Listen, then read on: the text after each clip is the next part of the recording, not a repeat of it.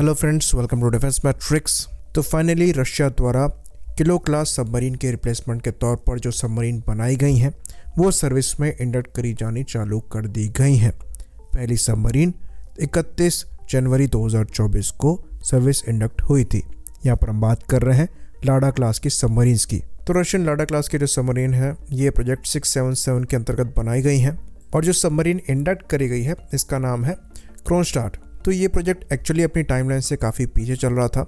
इनकी जो पहली सबमरीन है ये एक्चुअल में 2010 में ही कमीशन हो गई थी। उसका नाम था सेंट पीटरबर्ग और उस सबमरीन को जो नई सबमरीन सर्विस में इंडक्ट करी गई है उससे डिफरेंट माना जाता है।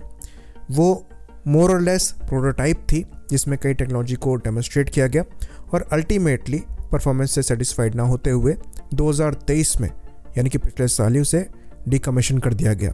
बाकी उस सबमरीन के साथ कुछ प्लान्ड मॉडिफिकेशन थे, लेकिन उस पर्टिकुलर हल में एडिशनल मॉडिफिकेशन ना हो पाने की वजह से, क्योंकि वहाँ पर जो कॉस्ट है वो ज़्यादा होने की वजह से सर्विस को डिकमीशन करना ज़्यादा बेहतर माना गया। वहीं पर जो अभी सबमरीन इंडक्ट करी गई है जिसे क्रोनस्टार्ट कहा जाता है ये उससे काफ़ी ज़्यादा मॉडिफाइड है और कई मामले में बेहतर है। ऑल्दो एक इम्पॉर्टेंट चीज़ यहाँ पर अभी भी नहीं हो पाई। यहाँ पर हम बात कर रहे हैं एयर इंडिपेंडेंट प्रपोल्शन सिस्टम के इंटीग्रेशन की।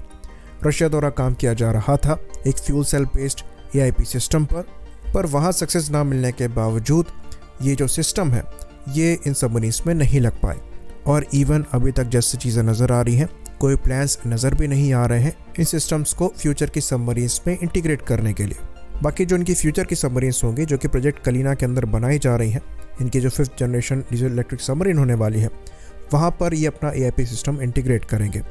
वहीं पर जो करंट लाडा क्लास की सबमरीन्स हैं यहाँ पर एंड्योरेंस बढ़ाने के लिए फ्यूचर में हो सकता है लिथियम आयन की बैटरीज का इस्तेमाल किया जाए, पर फिलहाल के लिए वो केस नहीं है। तो यहाँ पर जो सबमरीन का डिस्प्लेसमेंट है ये सबमर्ज्ड 2700 टन का है। तो ये किलो क्लास की सबमरीन से हल्की हैं, साथ ही साथ लंबाई में थोड़ी सी छोटी हैं, पर ज़्यादा डिफरेंस नहीं है।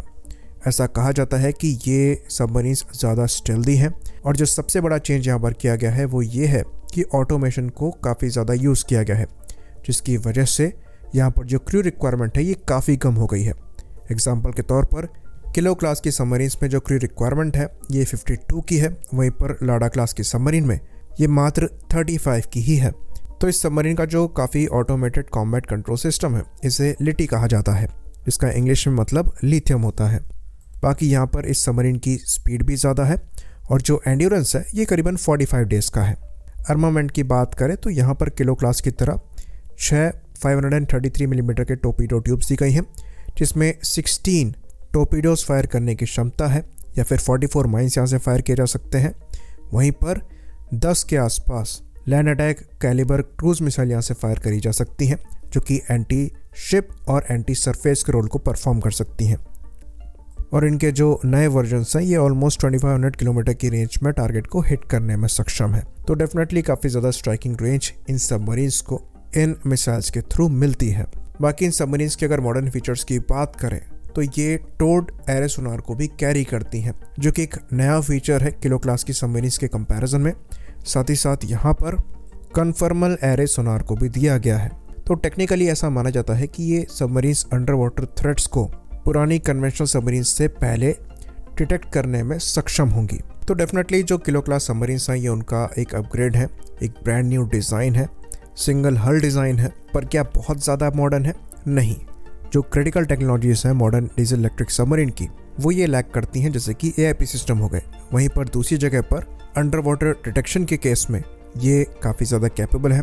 टोर्ड एरे सोनार भी कैरी करती हैं, साथ ही साथ हल माउंटेड सोनार तो है ही, साथ ही साथ कन्फर्मल एरे भी कैरी करती हैं, जो कि डीजल इलेक्ट्रिक सबमरीन में इतना कॉमन नहीं है। तो ये बात हम आपको बता दें कि इसी पर बेस्ड रशिया की जो अमूर क्लास की सबमरीन थी ये रशिया ने इंडिया को ऑफर करी थी प्रोजेक्ट 75 के अंतर्गत, पर इंडिया ने स्कॉर्पियन सबमरीन को प्रेफर किया।